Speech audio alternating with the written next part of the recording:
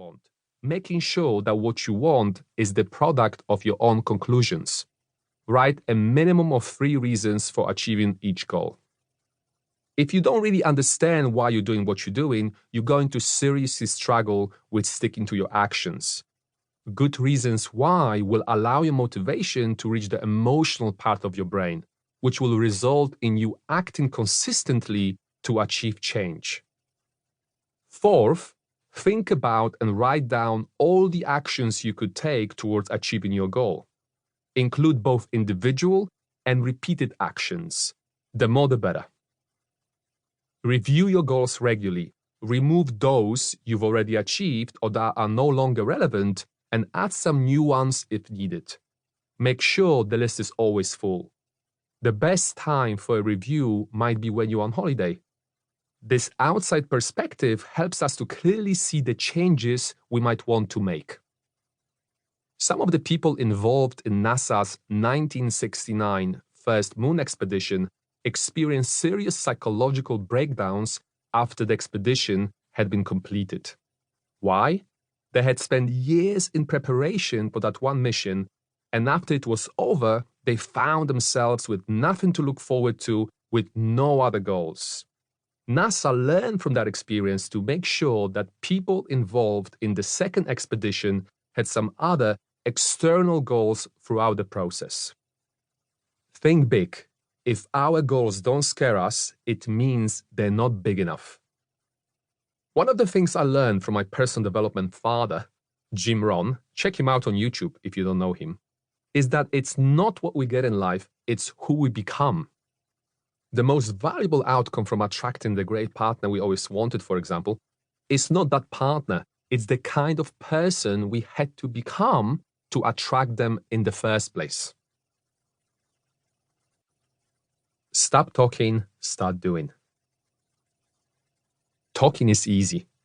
The problem is, just talking is a waste of time. It's all about taking action. You can think and talk and then think some more, but if you don't do anything with it, it's all for nothing. You can spend years contemplating certain ideas, but ideas are cheap. Every guy and his dog has an idea. It's all about the implementation. At the end of the day, you won't produce anything by contemplation alone. Only those who actually produce are the ones who move forward. Don't expect to necessarily enjoy the whole process of getting where you want to get to either. Muhammad Ali said that he hated training, but he figured he would suffer now to live the rest of his life as a champion. Well, I feel about writing the way he felt about training. If I had a choice, contemplate the idea of writing this book, or just sit down and get on with it.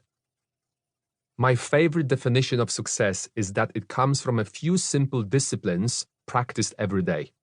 Note that it says every day, not every other day. Not when the weather is nice or when we are in a good mood.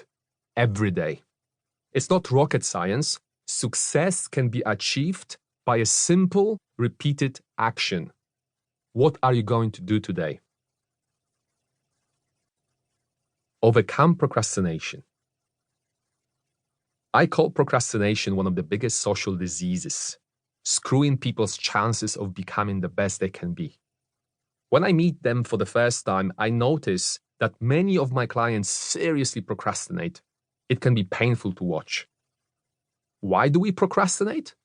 The list of possible reasons is long, and you will often find there's more than one in any given case. Fear is a big one.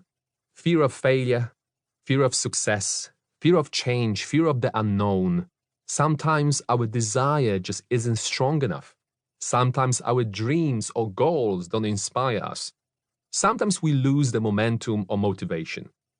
Negative self-talk and beliefs, being overwhelmed with too many options, having too many distractions that can cause us to lose focus, avoiding discomfort, perfectionism, the list goes on and on. These are all common reasons for procrastinating. Do you know what I find to be the biggest reason of all? You're not going to like hearing it. I'm warning you. Laziness. In my own life and in my clients' lives, that's the one I've seen the most.